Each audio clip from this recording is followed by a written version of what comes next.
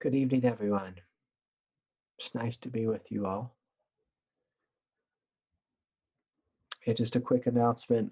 If you haven't heard, I have a retreat scheduled June 25, 26, and 27, and would love to see you there.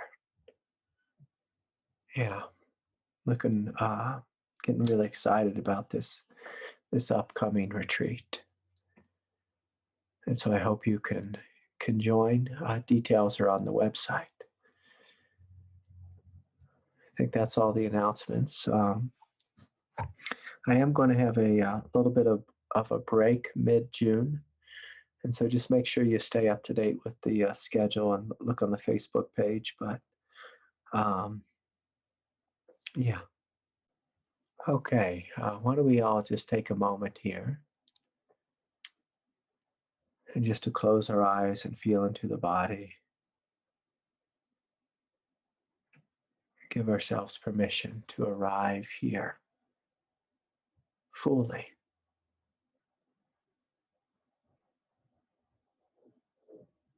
And so just breathing in and breathing out and softening in the body.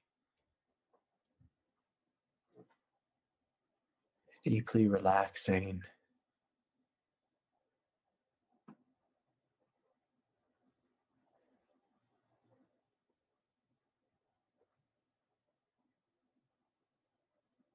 As you breathe, as you feel, as you open.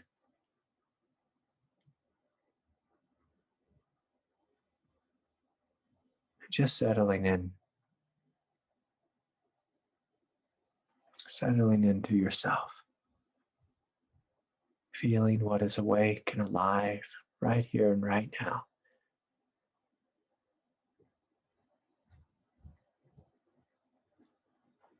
And of course, acknowledging the places within you that maybe don't feel wonderful or blissful. If there's places within you that feel tight or tense or that are struggling, just softening there, opening there.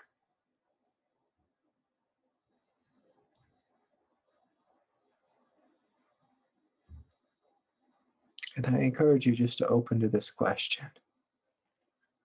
Can I love myself fully in this moment?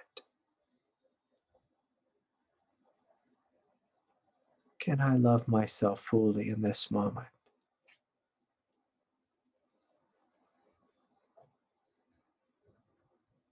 And just imagining that to love oneself means to breathe and to feel, to open, to soften with each breath. Just to breathe, to feel, to open, to soften.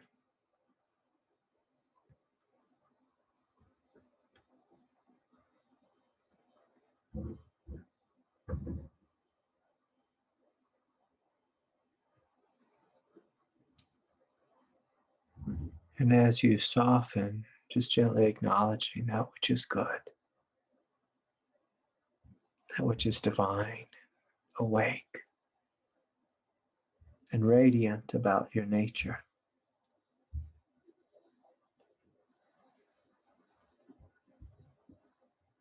So just breathing in, breathing out, and feeling and opening.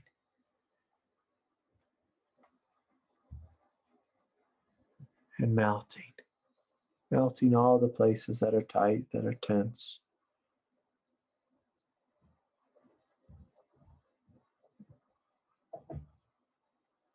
And connecting to.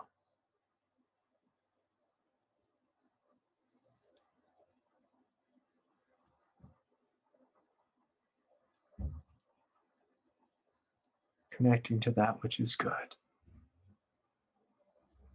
That which is radiant. That which is deeply silent.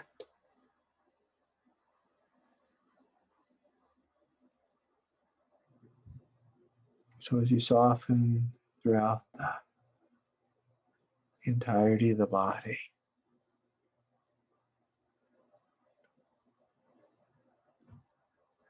I invite you to notice the spacious nature,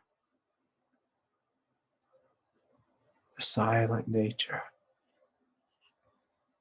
out of which the sound of my voice arises.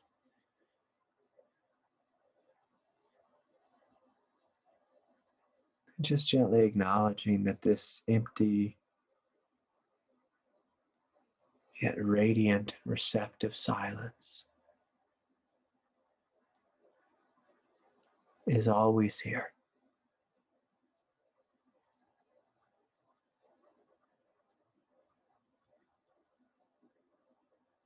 Inviting awareness to come more fully into the space of the heart.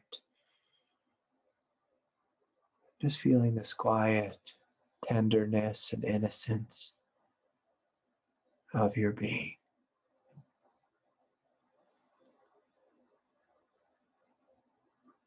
This quiet, radiant love.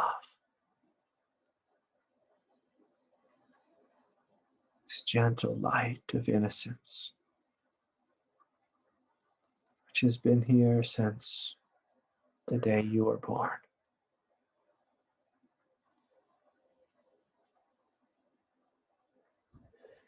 And taking a deep, full breath and inviting awareness to descend into the belly.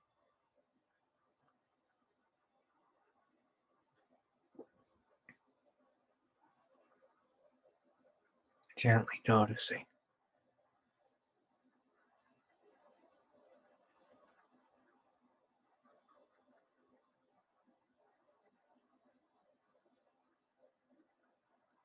this quiet ground of being.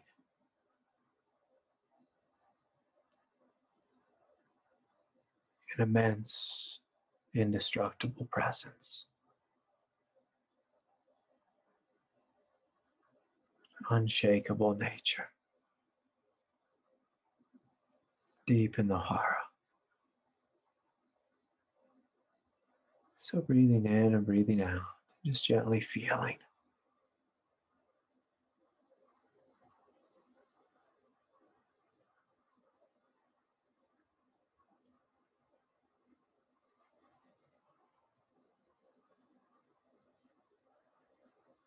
This spacious emptiness,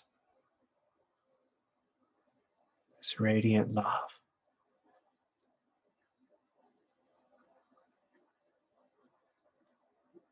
This depth of being.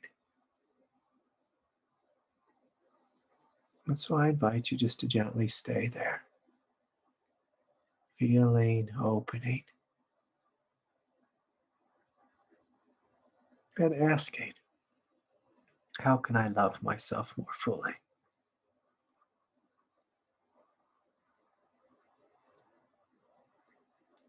Can I step into this love, this presence, and be love?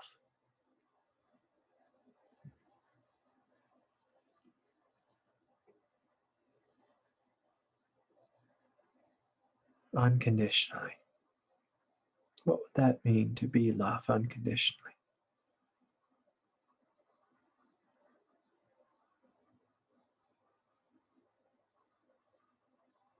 You could even ask, what is it within me that's wanting more love? And can you breathe into this? What's here within me wanting more love? And from a space of radiant compassion,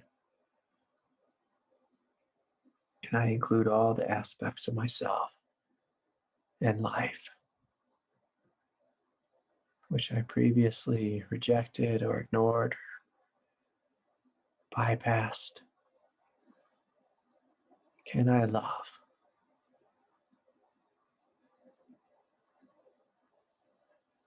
And then I encourage you just to gently look outward at your life. Where in your external reality, or who in your external reality needs more love? More love.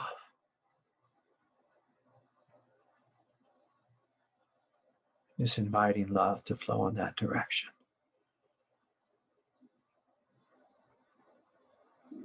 And so, I encourage you to continue to breathe and feel and be connected with this deeper aspect of self.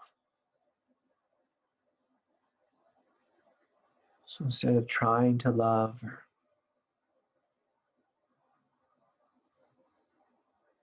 can you simply be this love that you naturally are? That you naturally are. So not one ego loving another ego, but the depth of true nature, silently listening and giving of oneself.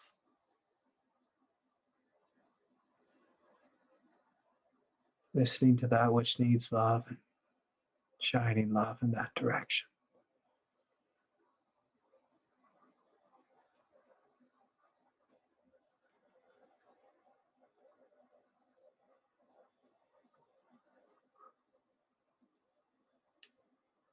So I invite you to take a couple more deep breaths, and when you're ready,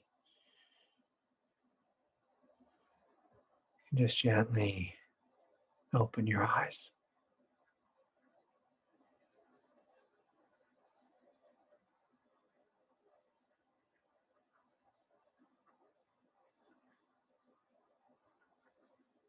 So yeah, so nice to be here with you all.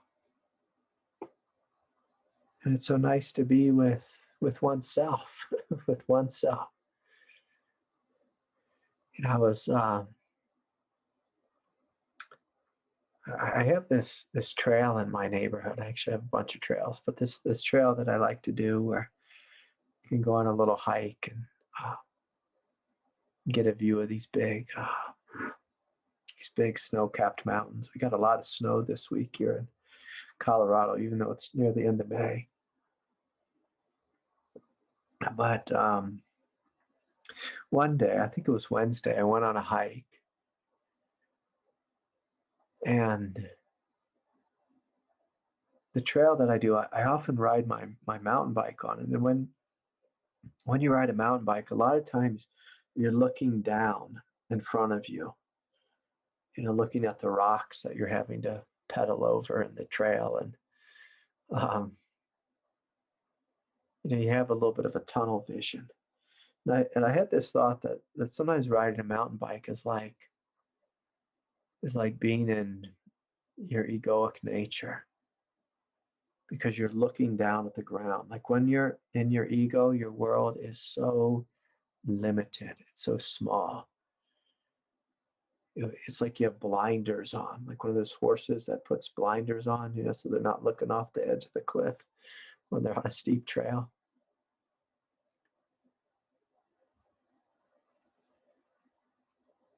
And when you're in your ego, oftentimes we're lost in our story. We're lost in the character. We're lost in this very limited perspective. But this week is funny because spiritual awakening is often spoken of or defined as this shift in perspective. And so when I'm on my bike, I'm just looking down at the ground. It's very limited, my view. But the other day on Wednesday, I just hiked the trail. And when you're hiking, you can look out. You're not looking at the ground. You're looking at the vast blue sky, looking at the snow-capped mountains. You can see that I was walking in a field of flowers, of wildflowers. And I was just so blown away that I often do one trail, this same trail on my bike, and I see very little, because I'm focusing on, not wrecking, getting a workout on or whatever it is. And when you hike, your perspective, it changes so greatly because you see so much more of life.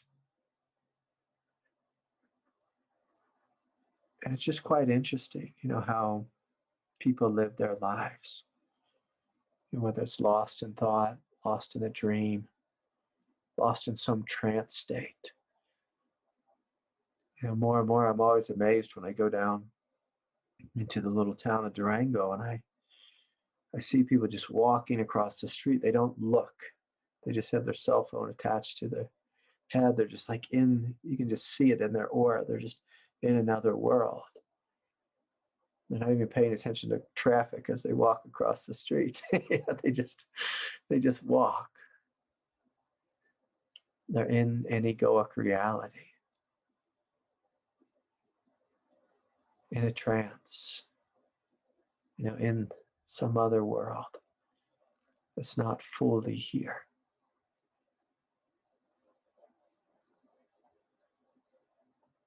And it's a radically loving thing to put everything down and to simply be with yourself. Be with yourself. Get to know what you are, to actually know thyself. The most loving thing you can do in this lifetime is to know yourself, to fall in love with what you are, to experience your radiance, your divinity, your silence.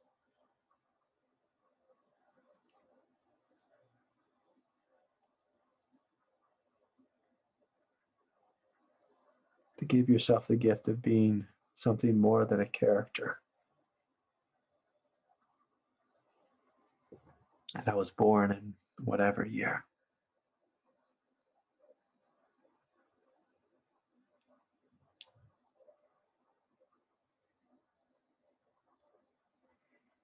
And so anyways, it's a great question. Do I love myself? Or am I living in a trance? Can I see through this trance and step out of it? And actually see what's here that's beyond trance. What is it? What is it that I am? And what's actually happening here? What's happening here in this moment? And is it not absolutely divine?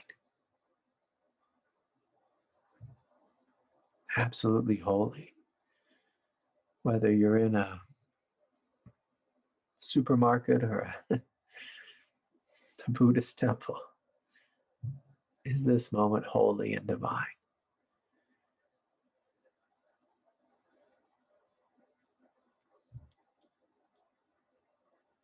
I hope you'll join me in living a holy life. And so anyways, nice to be here. It seems like a number of people have their hands raised. Let's see if we can hear from Kyle. See if I can unmute you, Kyle. Are you there? Yeah. Hi everybody. Hi, Kyle. Good to see you. Good to see you too. The essence of my question is like experiencing the human self, emotions and struggles after maybe a few months after a big awakening. I liked your metaphor of hiking where maybe you're expanding your awareness on a hike, but then you're tripping over rocks that you didn't see. And what's your experience with that? Yeah. So the question is about does emotional stuff come up post awakening? Is that what you're asking? Yeah, and why do they feel like almost like they're coming on stronger than yeah. Yes. So there's a real practical reason that emotions come on stronger post awakening. So when you wake up, it's very much like turning a flashlight on. Actually, like turning on a floodlight is what it's more like. It's just this massive light. And the first thing that most of us see, just through the grace of God, when that floodlight turns on, is we see divinity everywhere. We see spaciousness, we see peace, we see the love and the radiance of our heart. And that's, one of the gifts of God is that when we first wake up, we tend to immediately be plugged into our divinity and the divinity of life itself. And I think most of us just, when we wake up out of the trance, we're like, oh my God, there's so much peace here. There's so much stillness. There's so much vastness. I can remember the first time I just stepped out of my egoic nature. It felt like my consciousness became as big as the sky. And, it was incredible. It's incredibly free. We call this awakening. It's like, oh, wow, I've awoken from the dream. And I just feel so divine and holy. And, that's a good thing. So you're noticing the true nature of what you are, true nature of life. But at some point, the unconsciousness within you, which was transcended through the awakening, like you've stepped out of the unconsciousness, you stepped into this vast, spacious arena. At some point, the unconscious aspects of you that were not healed by the awakening, they come forward the same way a moth goes into a flame. And they say, hey, I'm suffering. I want some of that light. I want some of that peace. I want some of that healing energy. And so, then oftentimes it feels like the light of awareness has been turned on in the basement of our consciousness. So when the light first turns on, it feels like it's turned on in heaven. And that's beautiful. Again, that's grace. But eventually, as that light deepens within us, it gets turned on in our basement. And in our basement is full of, all the old things, that we kind of put in a box and threw down in the basement and said, oh, I'll deal with this later. I'll deal with this later. And those things are coming forward, and they are literally wanting to be liberated. They're literally wanting to be healed. And most people, when we're immature in our awakening process, we say, why is this happening? Did I do something wrong? Why am I having all this emotional material? I thought I was the Buddha. And the Buddha, and the mythological Buddha, had no emotions. He had no problems. He had no stories. He had no unconscious. He just sat under the Bodhi tree, and then boom, he woke up. And then, the fairy tale continues of everything was perfect in the Buddha's life. But if you read the story of Christ, of Jesus, it's a more of a practical awakening, where Jesus woke up, and then he went out into the desert, and all his demons came forward. All the unconscious came forward. And he had to face it. He had to meet it with love. He had to meet it with truth. He had to meet it with clarity. And then he got through that period. And then he went to town, and people spit on him, and they threw rocks at him, and they fought with him and said, who do you think you are? And so, the story of Jesus is a much more accurate representation, because it's not, a myth. It shows, well, what it's like. Literally, when you're waking up, you're stepping into your divinity, you're realizing it.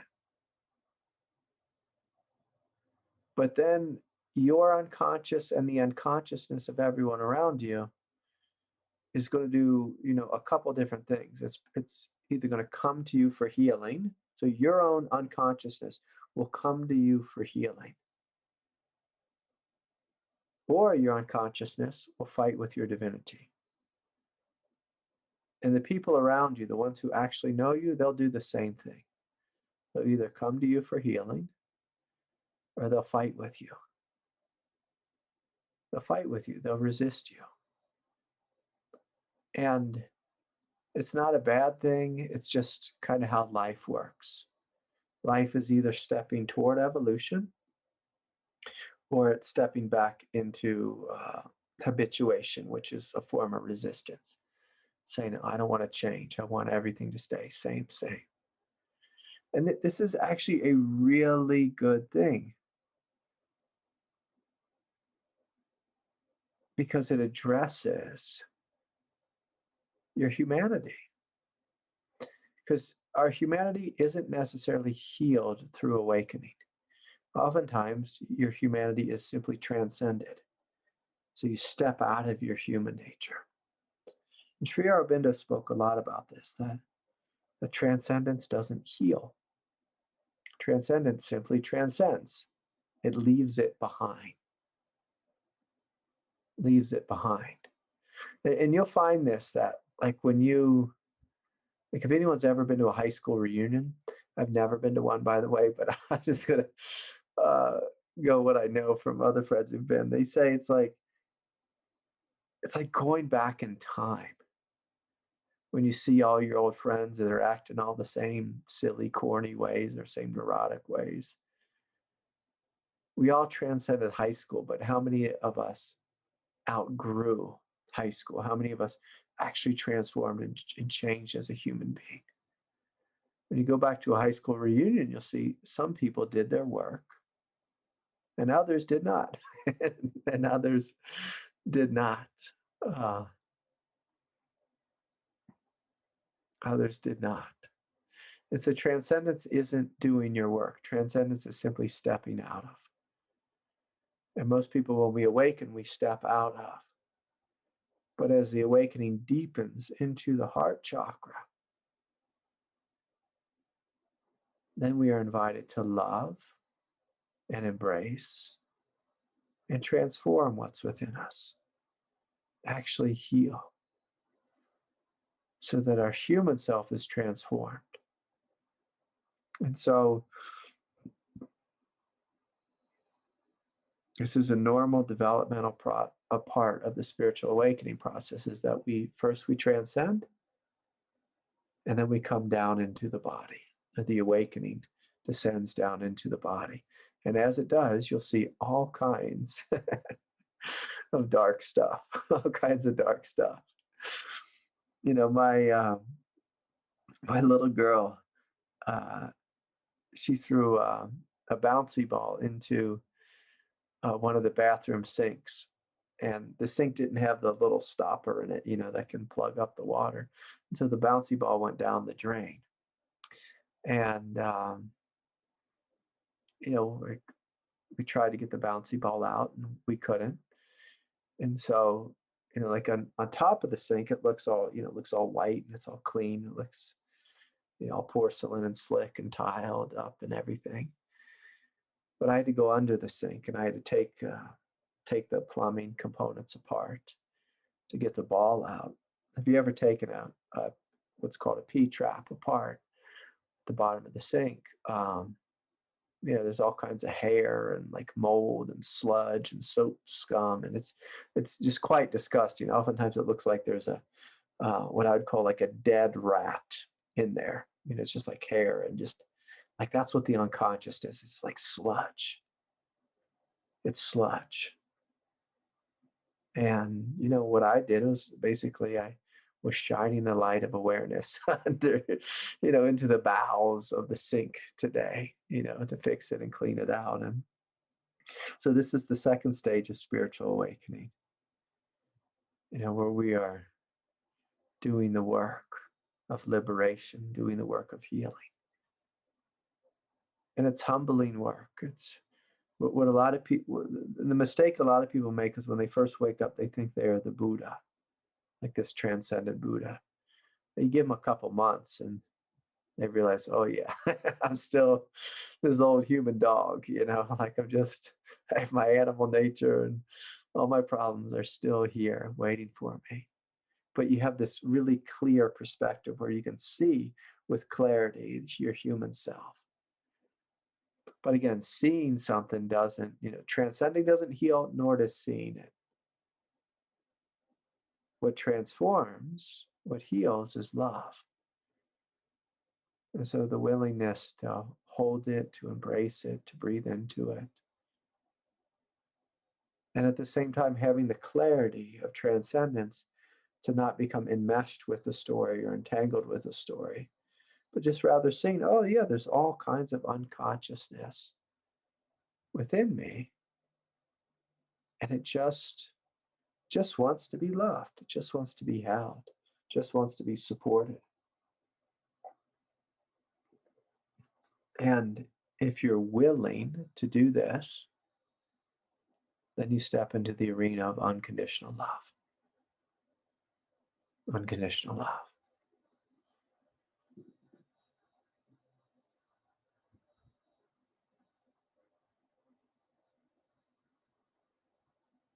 And so the question is can we be with these things without judging them, without saying they shouldn't be here, and without being, what can I say this politely, without complaining? You know, like, why is someone bothering my enlightenment experience? Someone being the unconscious. If we're a true bodhisattva, if, you know, a crying child walks into the room, we say, I see you, I love you, and I care. And the bodhisattva doesn't say, hey, you, crying child, stop crying, shut the hell up. I'm trying to be enlightened. Like, that's not really enlightened. That's not even close to love. You know, but a lot of people, a lot of spiritual people are kind of like that. You know, they want to have a really good experience and not be bothered. And that's more like depiction of arrogance. You know, like, I want to, you know, it's like, don't disturb my massage. Like, I'm trying to relax here. Like, that's that's not true. That's not Buddha nature. Buddha nature isn't like that. Buddha nature says, you know, if there's pain, I breathe into it, I embrace it, because I have this immense loving heart.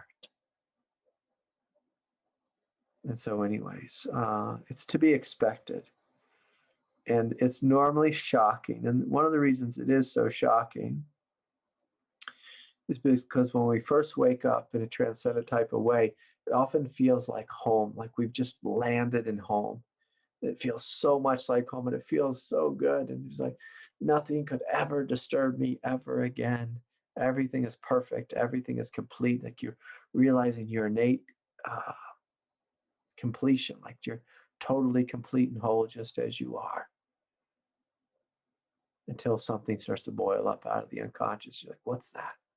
Why is it disturbing my profound spiritual experience of transcendence? Well, it's disturbing it because, you know, God is pointing out that there's a little bit further to go. There's more to be included. Spiritual awakening is not, you know, true enlightenment is not a feeling. It's a radically inclusive perspective. It's not biased. It doesn't say, I like this and I don't like that. But rather it says yes to everything. Yes to everything, even pain, even darkness.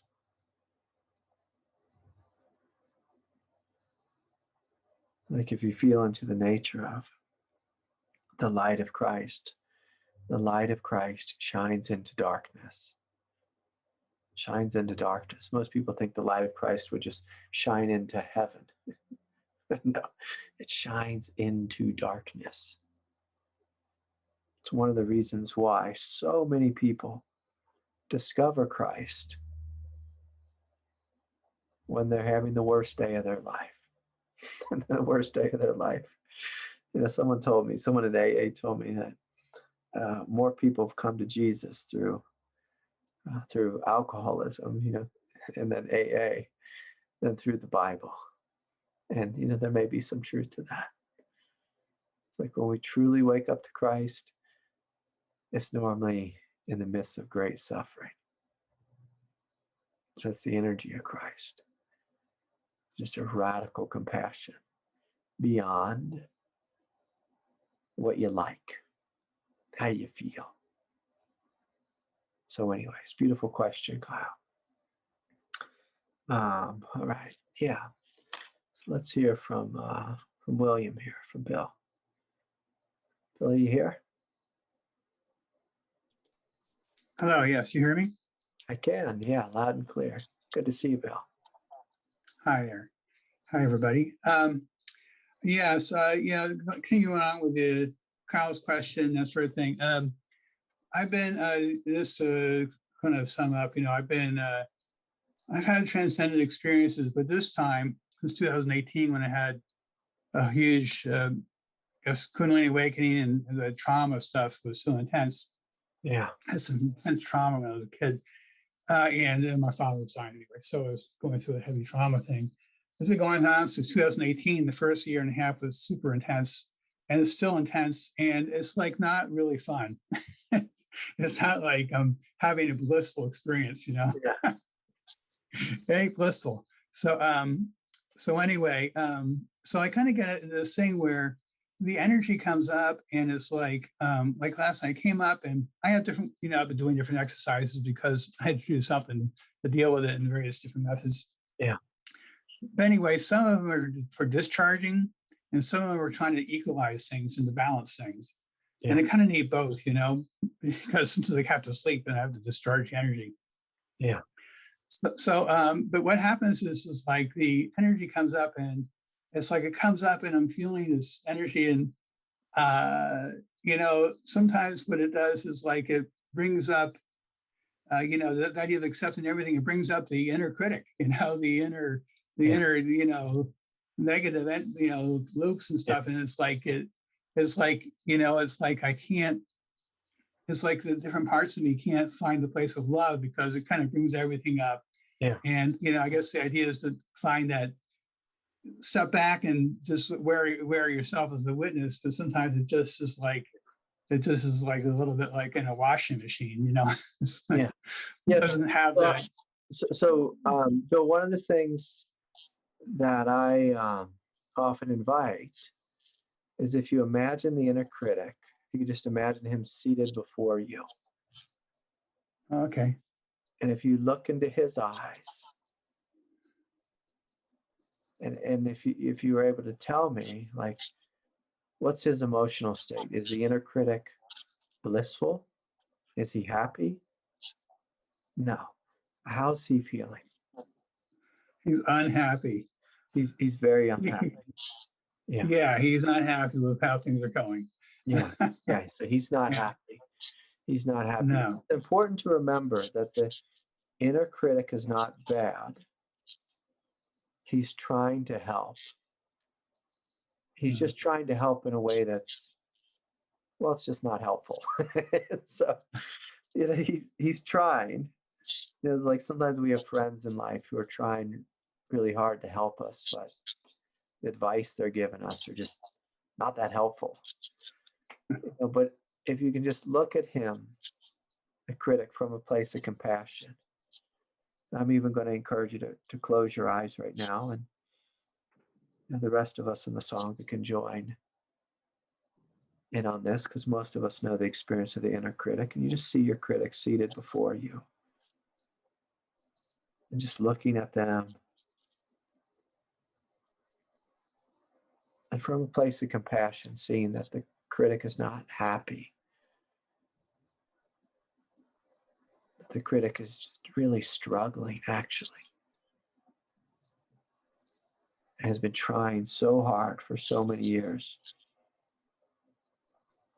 to straighten us out, but just can't seem to get it right. Can't seem to control us enough to make life be perfect or manageable or whatever. But if you look at the critic and just ask the critic, like, what do you truly need? So on the surface, the critic will say, well, what I need is you to be perfect, or I need you to do this, or I need you to do that. But if you ask, like, what do you truly need? what does the critic truly need in order to relax more fully, or to heal, or to let go? And just to listen, and listen to the voice of the critic, because there's some wisdom there. So what does he say to you, Phil? Respect. That's what he's saying. Yeah, Respect. he wants some respect. Beautiful. So let us all take a deep breath. And whatever you heard your critic say, just breathe that energy into the critic. So Bill, just breathing a deep sense of respect and love into yourself, into the critic. And just gently acknowledging that maybe you didn't get much respect in life. Maybe mom or dad didn't respect you, or in fact treated you the opposite.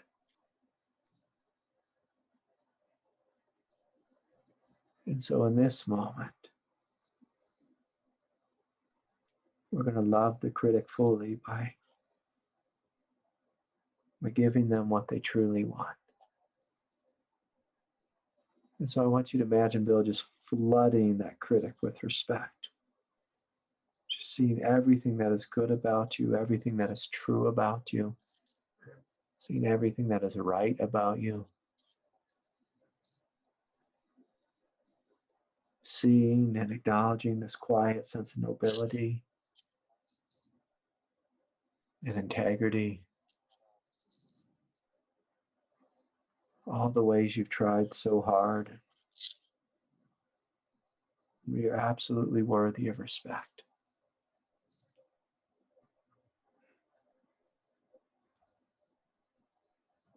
And as you flood your critic just with this quality of respect, or whatever quality the critic was lacking, what do you feel in the nervous system now, Bill? It's a it's a salve, it's a soothing Yeah. sense. Yeah. It's still like unbelief in the critic, it's so Yeah. stubborn. Yeah. And so you just keep doing this more and more, and you soothe him, and basically you soothe him to death. It's like you kill him with kindness, or in this case, you're killing him with respect. You're killing him with respect. And what you'll find is that the critic will really begin to soften, and he'll soften into simply the spiritual realm of discernment. So you'll still hold on, or you still have a great sense of discernment, just minus the harshness of criticism. And that'll be true if there's self-respect. If there's not self-respect, then we have self-hatred, and we're judging ourselves and attacking ourselves. And so he's telling you, I need to be soothed, I need to be respected. And when you really respect someone truly and deeply, there's this different kind of nobility that comes forward inside, like an integrity, a nobility, just a healthy sense of self, which can think clearly, see clearly, and will, in a sense, radiate the spiritual quality of discernment. But when we don't respect ourselves, we feel insecure. And then we, go into that criticism. Yeah. Harshness. Yeah, and all that harshness, it becomes quite nasty inside. And so if there's any residual aspects of this, it's just part of him telling you, hey, like, we need to do this more. We need to do this more. Yeah. And all of us know this experience of having an inner critic. It's one of the building blocks of the ego. We tend to have an inner critic, a prostitute, and a saboteur. Those tends to be the big ones. And the prostitute simply means just the places we sell ourselves short. We sell out truth, whether it's like with me, I was always a pleaser. That was the way I prostituted myself, was pleasing everyone around me. So anyways, yeah, was there anything else, Bill, you wanted to share? Was that helpful? Well, that's helpful. I guess one thing that happens when I reduce that critic, I start feeling some pangs of vulnerability, you know. Yeah. And the vulnerability can be also a little unused to, you know. Yes, say that again, the vulnerabilities. It could be a little bit new, you know. Yeah, yeah. So to get comfortable with that, to feel into Yeah. that, because that's one of the qualities of spiritual awakening is it feels kind of just like gentle and innocent and vulnerable. But as you breathe into it and you feel your feet like connected to the earth, that vulnerability will connect with it like a quality of Buddha nature that's indestructible. And then it can feel like quite powerful just to be open and vulnerable. Yeah. Yeah. So you play with that. That's it. You play with that. Yeah. Yeah. Beautiful. Well, thanks for sharing. Thank you. Good to see you. Yeah.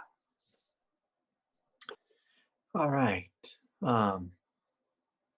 Yeah, a lot of people when they step into vulnerability, they think of being vulnerable like a bunny rabbit, you know, that you could just be just beat up by life or overwhelmed or, you know, picked off by a hawk or whatever. But it's important to connect that vulnerability with just the quiet strength, the nobility of Buddha nature, and realizing that it takes great courage to be open. It takes great courage to be open. But as you give yourself permission to be open, you realize there's great power in being open, great strength. You know, one of the depictions of Christ that you might see, like if you go to a Catholic church or you know, I have all these candles and, you know, I have my, this is St. Jerome. So you don't even know who St. Jerome is. That's Jerry Garcia there. But a different candle would be, you know, this type of candle. They have this depiction of Christ, but he has this heart, you know, and it's the, you know, it's the Sacred Heart of Jesus. This is the, so I get that right, the Sacred Heart of Jerry Garcia. But it's like a blazing heart that's naked, that's open, that's unafraid. It's a heart that can't be closed. And when you start to get really comfortable with this vulnerability, you realize there's immense courage and power in this type of heart. A heart that doesn't have to shut down when someone dismisses us or ignores us or attacks us. There's this funny thing that happens when you realize that, oh, vulnerability or humility is this quality of strength. You know, you're not really vulnerable. You're actually quite strong when you choose to be open and not shut down. Because the ego says, oh no, I can't stay open. I have to guard myself and I have to protect myself. But really what you're doing is you just go back into the trance. When you stay awake, there's this incredible strength that can be there. And people can be either really kind to you and you can see their kindness and you see their beauty, or people could be really mean to you and you're noticing like, wow, like they're being so mean. But you can almost smile at it, like, I don't have to shut down at meanness. It's one of the great things that Christ showed. I think there was even the story of the Buddha showing this, where the Buddha walked into a new village and you know, someone didn't understand him, asked him who he was. He said, I'm the Buddha. They spit in his face. And like the Buddha smiled. He's like, oh, they're confused. You know, the Buddha didn't have to shut down and get in his ego, say, how dare they do that to me? There's just a sense of okay, yeah, they're really confused. They're really lost. But I'm not. I'm not. And so just from a survival perspective, the Buddha, I'm sorry, not the Buddha, the ego, from a survival perspective, the ego tells us we have to shut down. And like when I was riding my bike today with my daughter, and I was actually, again, looking at the trail, but we had a little bit of mud in the trail, and so I could see these tracks, these big hoof prints of where some elk were. And then I saw a big paw print that could have been, it was a really big paw. So it was either a very, unusually large dog, or, the print of a lion, the track of a lion, a big mountain lion. But, I didn't have to shut down. I could just stay open and receptive. Sometimes we shut down, we go into fear, and we don't not really seeing. I stayed open, I kept pedaling, but my eyes were open, my senses were open. I said, I don't see a lion, I'm going to keep going forward. And I'll just go, I'll just see what comes, see what comes. So anyways, a beautiful question, Bill. Thanks for sharing of yourself in this way. Yeah.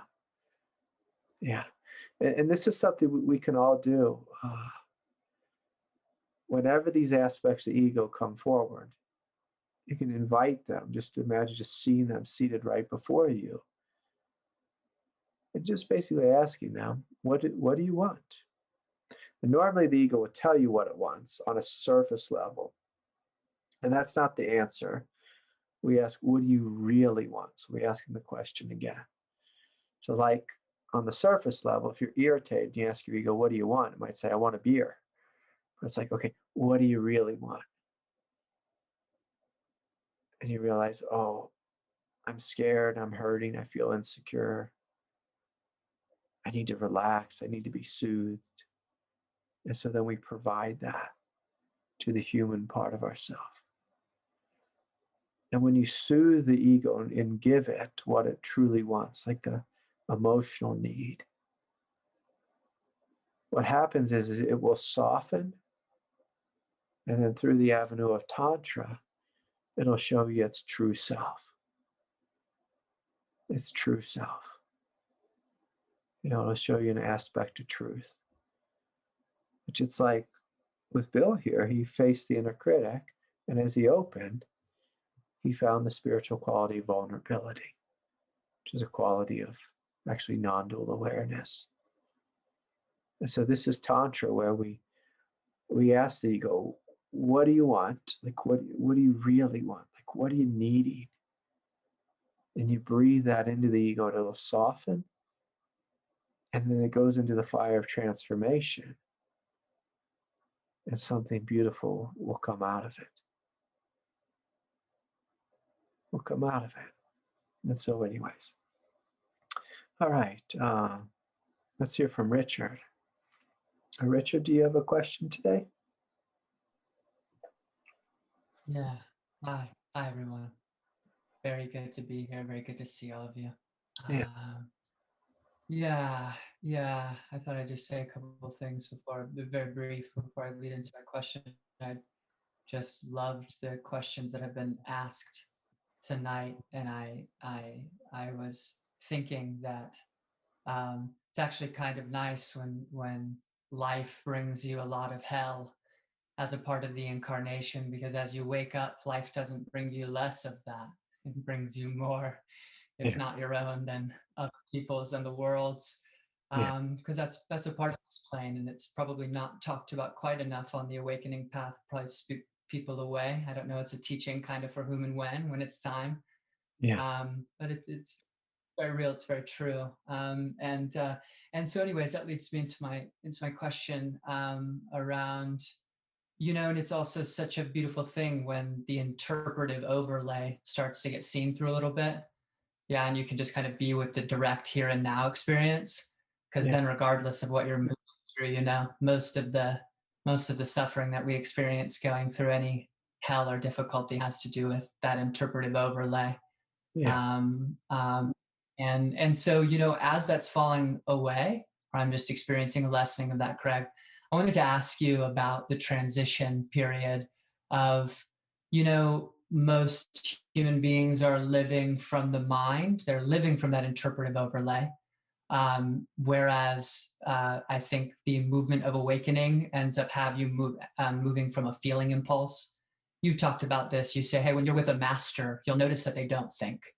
You'll notice that they don't think, right? They're just one with this feeling impulse in them as it arises. And part of their mastery is that they know to just move with that and flow with that pretty seamlessly. And, you know, I'm not a master yet, wink. And I am transitioning. And I'd like to ask you about that transition as we begin to, the interpretive overlay begins to calm down, and it's just not there to depend on. Like, it's just like, oh yeah, it's just like not really here as much. Oh, but this feeling impulse, yes, this is here. And what does it mean to move with it? Because there is a sense of vulnerability in it. Yeah. It's this kind of, you know, I'm falling and there's no ground, but I'm falling, and I'm getting used to that experience of just kind of being open, feeling that vulnerability. So yeah, that's my question. Yeah. Yeah, that's a good question. There's something that I've seen happen in a number of people where, say, they wake up to the transcendent and they just feel peace, they just experience emptiness, and they still have an ego there. And even if that ego begins to transform or change a little bit, they don't know how to connect to, say, the voice of divine intelligence within themselves. And so they do this strange thing where they can see their thoughts, they can see their emotions, but they don't know how to live from, say, the impulse of truth. They do know how to live from say, the wisdom of the Dharma, but it's almost like they take book learning and they apply it to their life. Or they go into a strange state of nihilism, where it's like, oh, it doesn't matter what I do, it's all an illusion. And again, these are like, just for me, those are just very strange states of consciousness to kind of spin in. You know, they're both delusions in and of themselves, but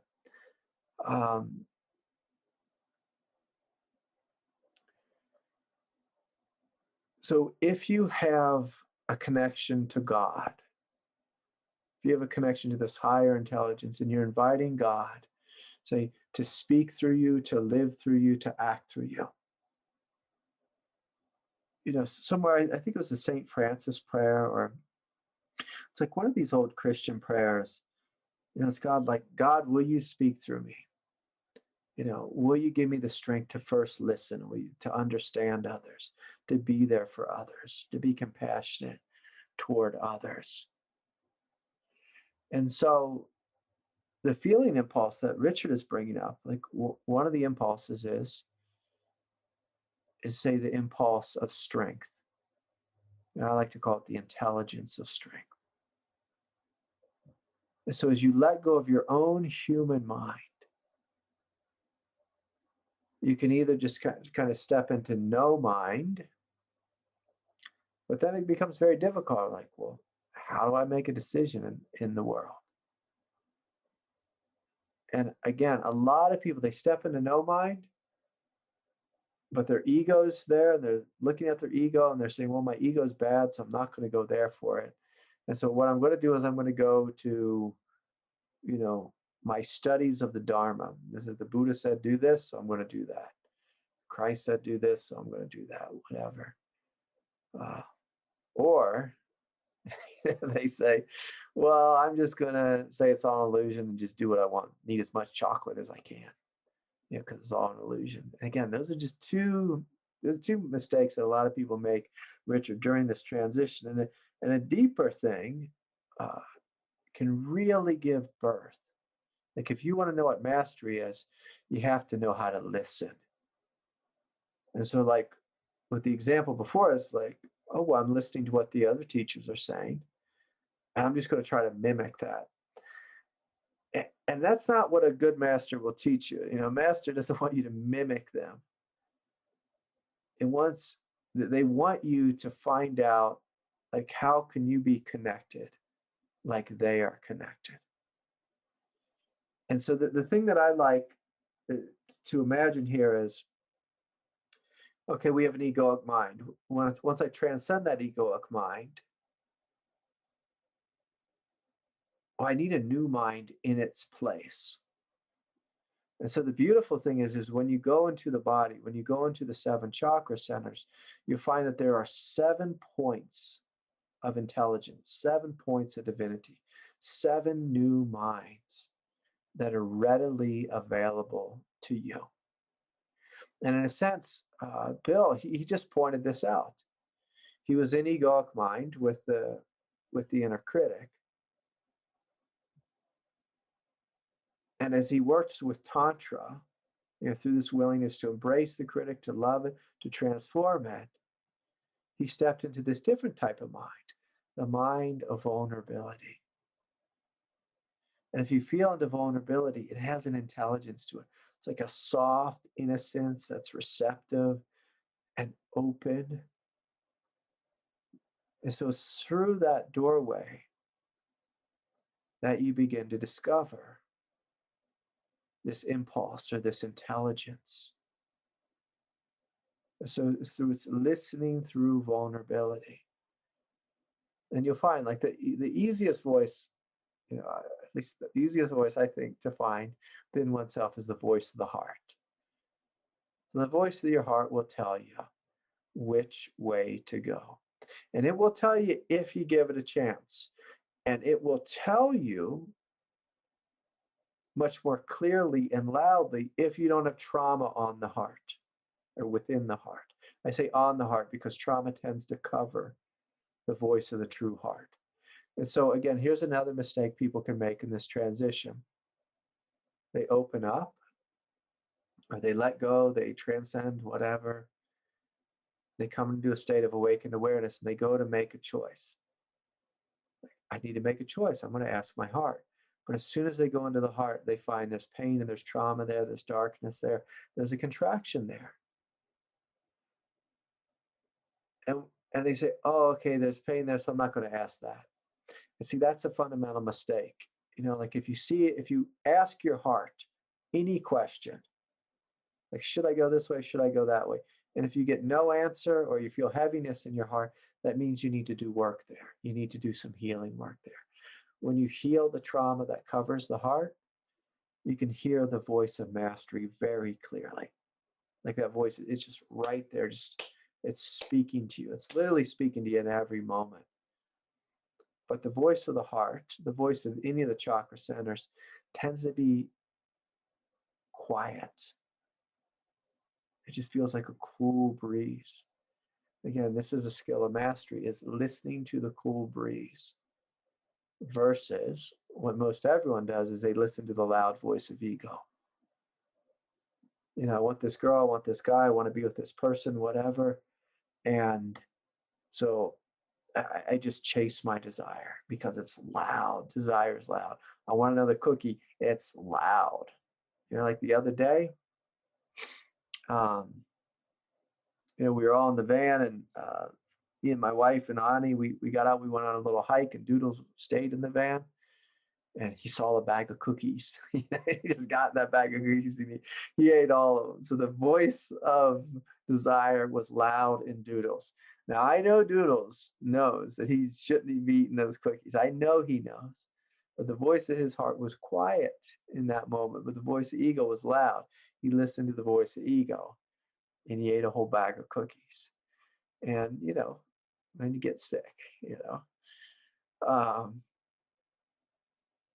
And so we all know this, like we all do this. And the ego is, because of biology, because of just like defense mechanisms and fight or flight, we're actually wired to listen to the loudest voice within us. Like when I saw that, that big paw in the mud today when I was biking, if my ego was louder, I would have said, Jesus, Craig, like, turn around, get the heck out of there. There's probably a mountain lion up here, but, I just felt into my heart, and I was like, there's just a sense of okayness, just a sense of okayness. So I listen to my heart and I go forward. And so it takes the training of learning to listen to the quietest voice. And it's through the doorway of vulnerability. And one of the things that mastery is mastery teaches you to listen in a very subtle fashion. So it's very subtle. The ego is really gross. And by gross, I mean, it's just kind of like archaic, it's rough, it's loud. It's like everyone knows the voice of their ego. It's just loud. It's like, bam, it's in your face. It drives everyone so crazy. It makes some people so crazy they want to shoot themselves because their ego is so loud. Like, I can't shut my own mind up. So I have to jump off a bridge or shoot myself or whatever. Because my ego is so loud. But I've had a number of people who've come to me and they said, Craig, I made the noose. And I got ready to put myself in that noose. I'm saying as a smile, because then their beautiful heart came forward and just said, this is not the way. Just put it down.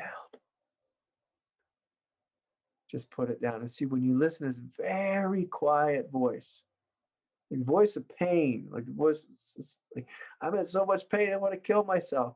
But then there's this quiet, but immensely powerful voice in the heart that just says, this is not the day. Let's just drop the rope thing. It's not the way to go. And it just comes with this quiet sense of innocence. And it normally breaks someone open so much that they fall on their knees and tears come, like when you first start listening to this voice. But as you become accustomed to this voice, you begin to realize it's so much more efficient to listen to this voice. So the other big voice is the voice of the Hara. And it'll just say, hey, go this way, go that way. Breathe, relax, relax. Should I do this? Should I do that? Should I do this? Should I do that? Like that's how the ego is loud, dualistic. The voice of the Hara might just say, relax. It's not saying this way, it's not saying that way. It's showing you the third option, relax. And when you listen to this voice, when you listen to it consistently, then mastery gives birth in you. And so you find each of the chakras will have a voice. And as you listen to them, like at different periods of life, different centers will light up and will speak. And again, so that it won't even necessarily be words. A lot of times it just feels like the wind. It just feels like the wind. And so you listen to that subtle vibrational frequency flowing through you. And that's how mastery becomes manifest. It's through listening to these voices of truth. And what you'll find is when you listen to these voices, or this one voice, because eventually they just implode into one voice, there's so much less suffering. Almost all internal suffering falls away, like with the internal critic arguing with the saboteur, arguing with the inner child, arguing with the adult or the spiritual meditator or whatever. people have so many voices in their head. It's, you know, it's like being schizophrenic, but you're not, but you are. And so when you start listening to this deeper voice of truth within you, those other voices really fade away and become eventually non-existent. And that's what I mean when I say a master doesn't think. And if you look at, well, what is the source of the intelligence of these voices within us, like these true voices? Well, it's God. It's Buddha nature. It's Buddha nature. There's this old chant, you know, often said at the end of a retreat, a Buddhist retreats. It's like Buddha nature is all pervading. It's everywhere. It's the nature of God, the mind of God is yes in heaven and is yes in you. It's in heaven, it's in you, it's throughout the universe, it's here. And one of the things that needs to occur to step into the realm of mastery is we have to get to know this intelligence and we have to trust it. When you trust it, you become one with it. You become one with it. You become one with it. And it's this very grounded, rooted type of oneness. Just not just like a heartfelt, blissful type of oneness. It's a oneness where you feel as if you are life. Like life is living through you. And again, that's where I say a master doesn't think. Doesn't think. Just life, the intelligence of life is moving through you. Moving through you, guiding you. Guiding you.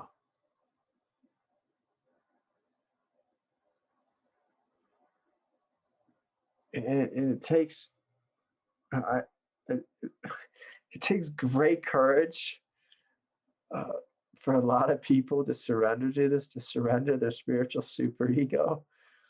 I laugh a little bit because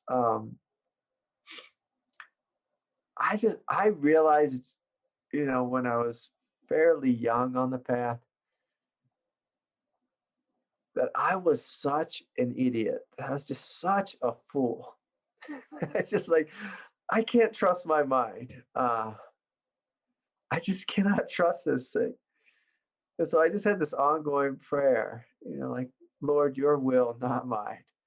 God, you speak through me, you act through me, you live through me. And so it just from a place of humility and just like practicality, I realized Craig's mind makes bad decisions. It's like it makes a lot of bad decisions. So I'm going to stop paying attention to that. I'm going to start paying attention to this divine mind. And so there's part of me where it just became real easy to make this leap of faith, this transition of listening to the higher mind, because I knew my lower mind was just so corrupted. And it's important also at this journey not to play the higher and lower game, but just to know, okay, which is the true mind? Okay, here's the true mind. And while the lower egoic mind is still, you know, semi-operational or really operational, to meet it with love. So to continue to love your human self while you're stepping into this divine self. A mistake that a lot of people make at this point is they say things like, that's ego. Ego's bad. Ego's wrong. And me, like, I said it differently. I said, like, I know my ego's an idiot, but I'm saying that with a smile.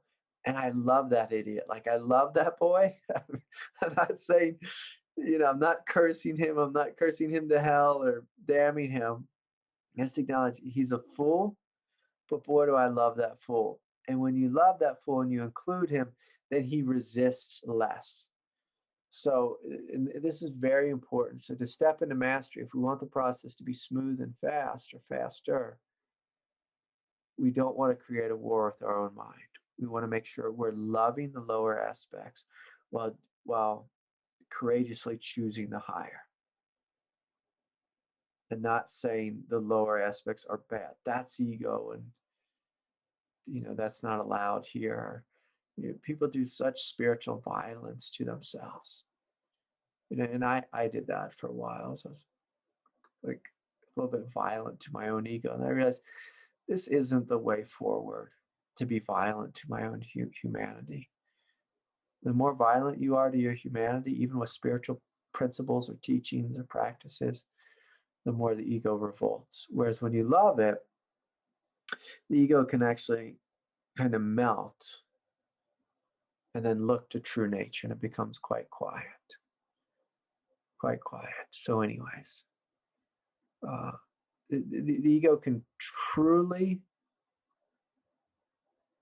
submit and eventually just have faith in true nature, to where the ego is like happy to give over control instead of it being like this tooth and nail fight.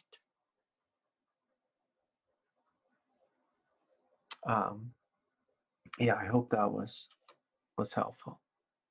Yeah.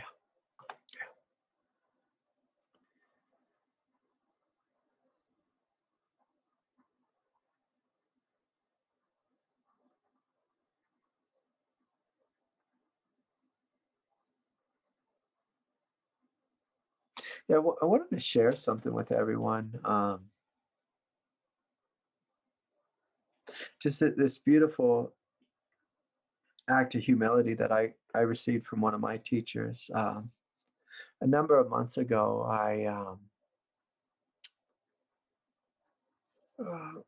I got this T-shirt. It was a T-shirt that had a rock wall on it. It had some famous climbs for some rock climbers, and I knew my teacher Adya. He was a climber, and he once climbed this wall, and he had a real pinnacle moment of his life. When he was climbing this wall, and so I saw this shirt, and I was like, "Oh boy, I'm gonna buy that shirt, and I'm gonna send it to him." And I sent it to him, and many months went by, and he's a busy guy, and he actually moved. So I sent it to his old address, and then he moved, and I was like, "Gosh, I wonder if he got that shirt." And about 4 or 5 months went by, and then he wrote me this card, and I was just so touched by it. He said, "Dear Craig, a big warm thank you for the T-shirt that you sent me. It's now my current favorite T-shirt." And he goes on to write, these things. And the thing that I was so just utterly touched by was one that he has 10 million students, and he actually took the time to send me this thank you note. But more importantly, what I saw was his handwriting. It was just absolutely terrible. It was like he has stuff almost crossed out. His handwriting is just really bad. And I have terrible handwriting. Anyone who has dyslexia, which Adya has, and I have 2 daughters that have dyslexia, and we just have this terrible writing. I even see that as a little bit of a struggle for him to write this, and he was trying to get the letters right, and rewriting letters at times, and just that just the willingness to go forward in this humble way, this less than perfect way. And so, Ajay, he's a great master. He's a world teacher. That's what I would call him. So he has just a ridiculous amount of students. And when I opened his card, I just felt, because I saw the card, I was like, who's this from, handwritten card, and I opened it up, and I just felt this innocence and this love come forward from his card. And And when I saw his handwriting, that was just so unperfect. It's just sloppy and messy. But with this transmission of just supreme innocence, flowing through, I was just so utterly touched. And, oftentimes mastery can be like this. That when you're with someone great, or even just receive a card from someone great, you feel the power of it. Even if the handwriting looks like someone like me wrote it. I write like what I call it, like a 6th grade boy. It's just terrible. And mastery can be like that in human form. As like most people think mastery is being all zipped up tight and have everything orderly and this and that.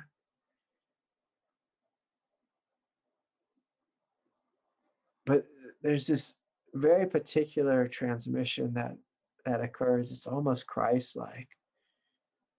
When you see, or when you feel, when you experience a great transmission flow through a less than perfect container.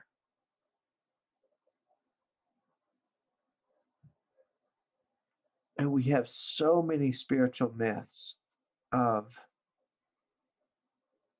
like the Buddha just floating, floating through life.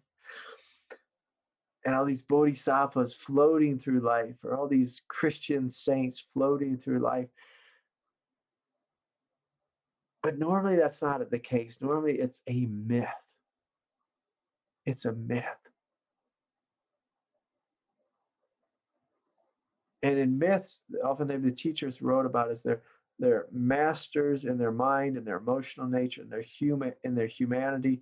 They're these perfected beings, and I hate that word, perfected. Because no human is perfect.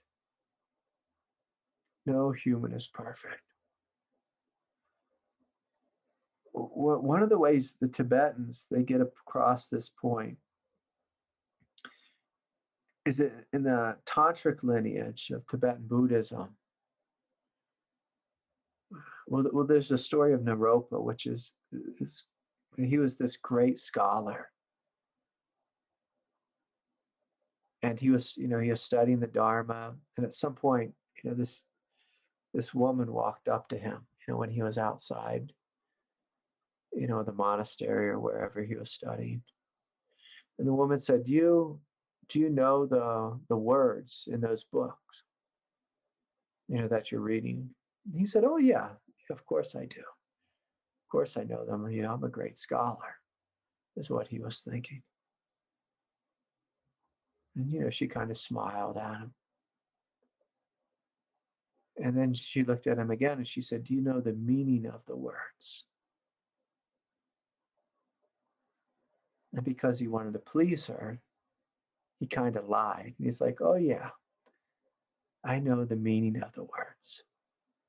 And at that moment, she just erupted with like this hideous laughter and like almost like schizophrenic, like craziness and wildness and fire, and fire coming out of her head and out of her, lightning coming out of her eyes. And she exploded into this immense force of Dakini energy.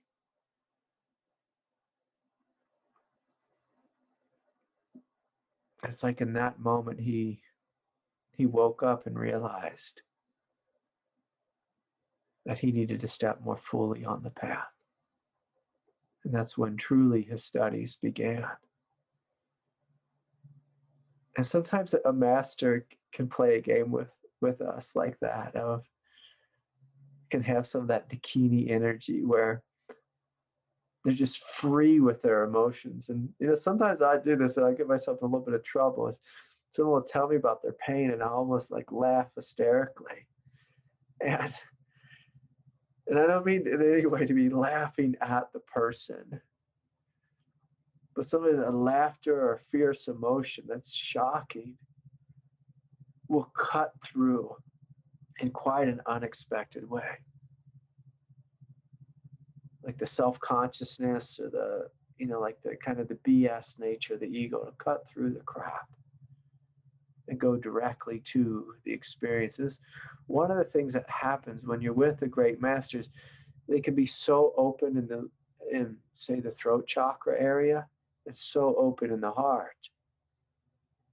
They can have this immense range of emotion. And oftentimes they're misunderstood because you look at the person, what the hell are they acting that way? They're acting almost like a lunatic, in Zen, like the old Zen masters, like you get a little sleepy in Zen class, they might slap you in the face. It's like, and of course you can't get away with that anymore. You might get a lawsuit, but in the old days, you might get slapped in the face because it like shakes you into being alive, shakes you into being alive. And many of these dakinis, in Tibetan Buddhism, they had that level of mastery where, sometimes they could say something really sweet to you and awaken you, but sometimes they could just come at you with a wrathfulness or fiery vengeance or some kind of crazy lucidity that makes no sense to you in the moment. But when you step back, you realize, oh, that helped me to cut through my own ignorance and my, all that, nice energy that we all try speaking in hushed tones and all that kind of silliness on the path.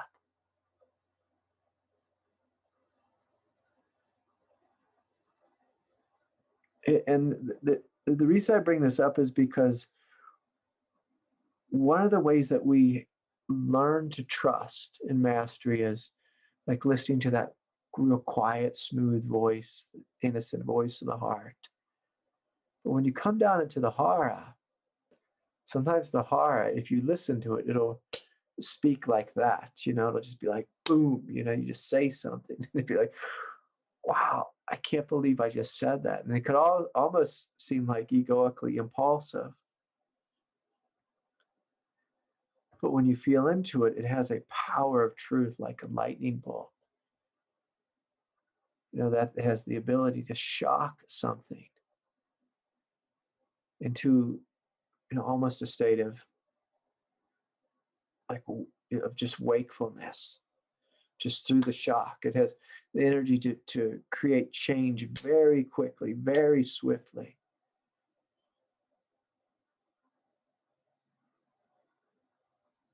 There was a couple times, when I'd go up, see Ajahn, speak to him at Satsang, and there'd be a couple hundred people there. And as a student, I'd feel there'd be a tremble in my voice because I'd ask a question, a little nervous about what the guy was going to say, the guy being the teacher, because I knew that he wouldn't hold anything back,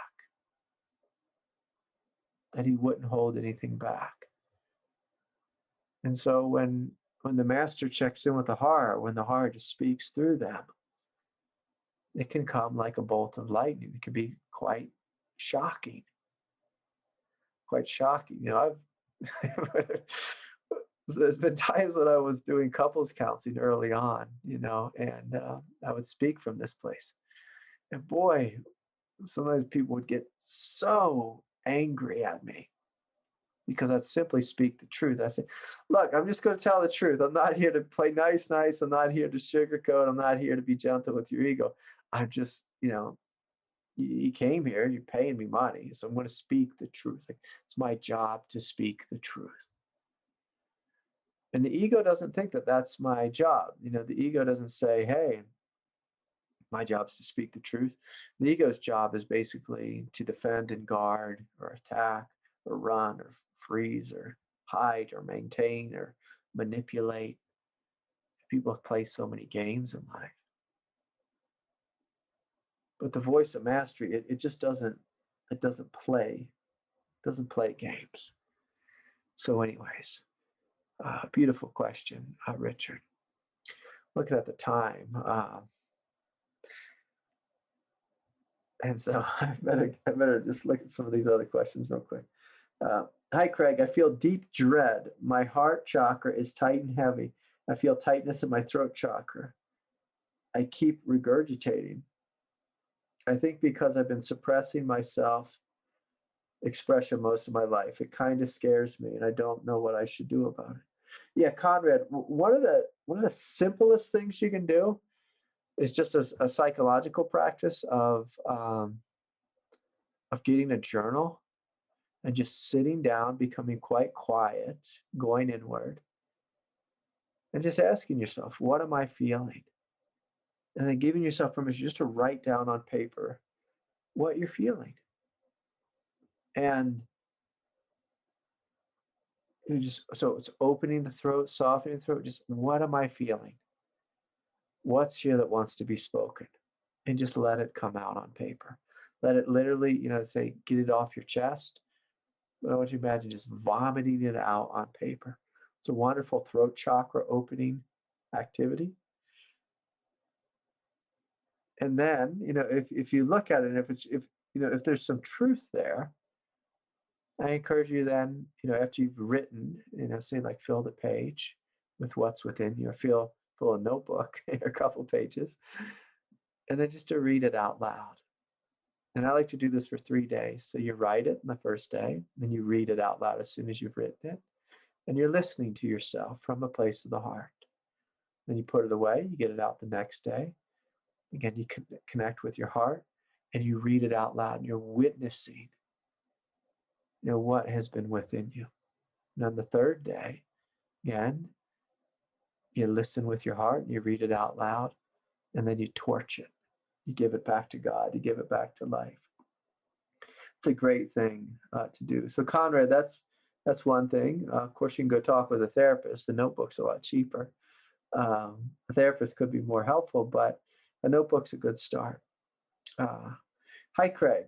This is from Thane. My future often looks pretty bleak. Can you speak a little bit about trusting God? Yeah. So Thane, if our future looks bleak, it's important to ask why. Like, are we talking about global warming that looks bleak, or looking at last year, and there's been this crazy virus on our planet and it looks bleak? Or does it look bleak because you're not listening to your heart, because you don't believe in yourself, because you've never followed your truth, because you've felt beat down in the past by life? What is it? And so, do something about it. Can you do something about it? Can you step into the truth? Can you find some hope? Can you find some light?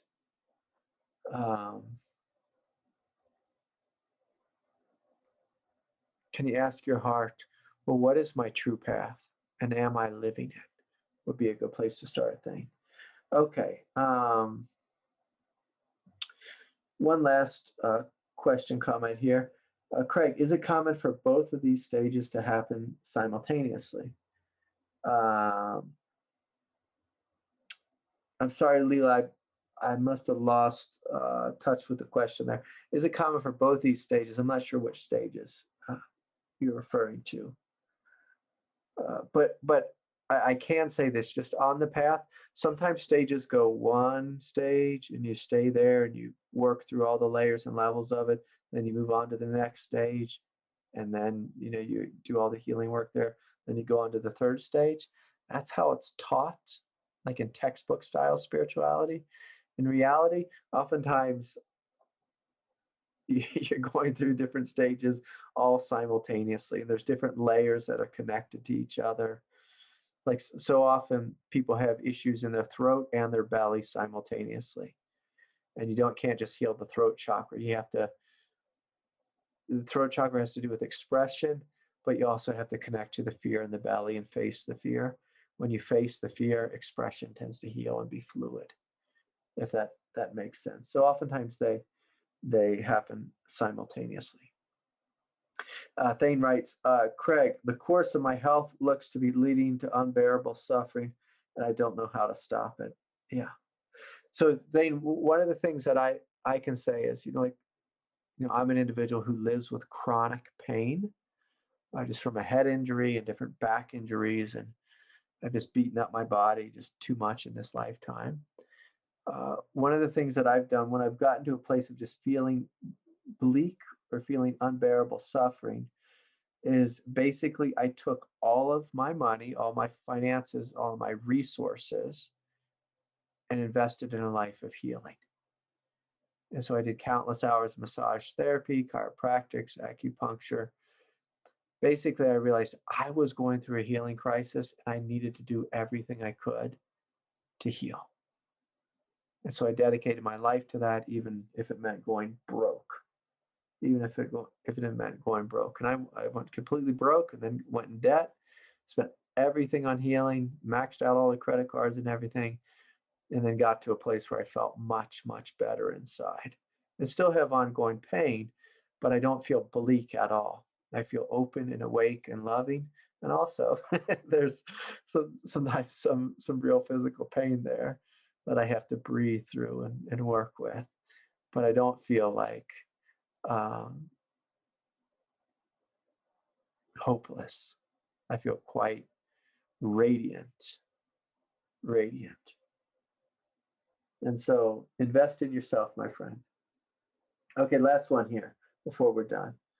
Transcending and embodying. Just get back to Leela's question. Transcendence normally happens first, and then the transcendence tends to come down into the body. And then it becomes a path of embodiment. For a lot of people, those are two different things at first, and then they merge into one. But the transcendence can be such a shocking, otherworldly experience that it feels completely isolated from the body or separate from the body. But then eventually it comes into the body. Okay, last one here. Hi, Craig. If one has lost one's soul through misconduct,